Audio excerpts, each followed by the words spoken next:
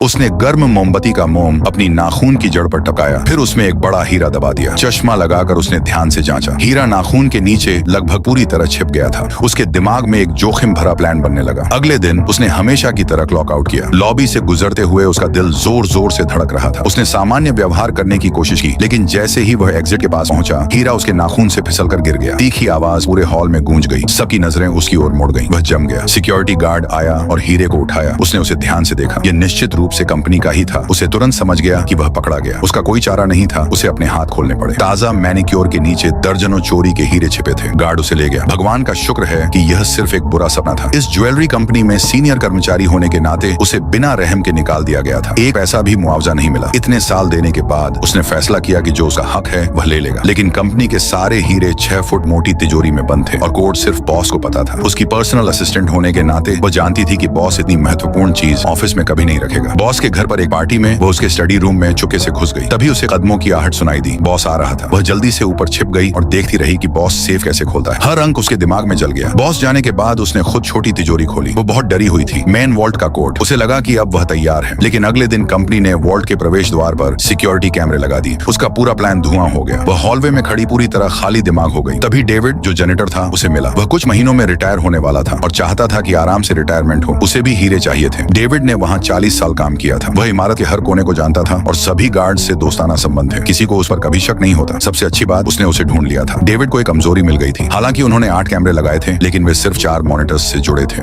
यानी फीड हर minute switch होती थी। इससे उन्हें वॉल्ट खोलने और हीरे लेने के लिए ठीक 1 मिनट मिलता था। वे तुरंत जुड़ गए। उनका प्लान था हीरो को एक थर्मस में छिपाना। डेविड का थर्मस। वह रोज उसे लेकर आता था और गार्ड्स कभी चेक नहीं करते थे। चोरी के दिन डेविड हमेशा की तरह सफाई कर रहा था। जब नाइट शिफ्ट शुरू हुई, वो पूरी रफ्तार से दौड़ा, अपनी क्लीनिंग कार्ड को वॉल्ट के दरवाजे तक धकेलते हुए। लेकिन जब अनलॉक करने का समय आया, उसके हाथ कांपना बंद नहीं कर रहे थे। वह बहुत समय ले रहा था। उसका दिल मुंह को आ रहा था। सौभाग्य से उनके पास बैकअप प्लान था। उसने पब्लिक फोन से सिक्योरिटी ऑफिस कॉल किया। गार्ड फोन उठाने के लिए खड़ा हुआ। जब तक वह अपनी स्क्रीन पर वापस आया, डेविड पहले से ही वॉल्ट के अंदर था। अगली सुबह वह काम पर आई और डेविड से टकराई, जो अपनी नाइट शिफ्ट खत्म कर रहा था। उन्होंने सामान्य हेलो कहा। उसने उसके हाथ में थर्मस पर नजर डाली। उनका प्लान कामयाब हो गया था, या उसे ऐसा लगा, क्योंकि डेविड के थर्मस के अंदर हीरे नहीं थे, सिर्फ साधारण कॉफी थी। जब बॉस ने वॉल्ट खोला और उसे स्टॉक गिनने के लिए अंदर जाने को कहा, वह जम गई। वॉल्ट पूरी तरह खाली था। हर एक हीरा गायब था। उसका दिमाग बिजली की तरह फट गया। तभी उसे एहसास हुआ कि डेविड ने उसे धोखा दिया था।